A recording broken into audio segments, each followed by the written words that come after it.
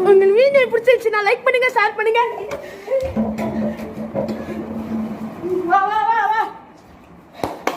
So guys, அதான் நம்ம தோத்தவன் சொன்ன மாதிரி செஞ்சுட்டான்.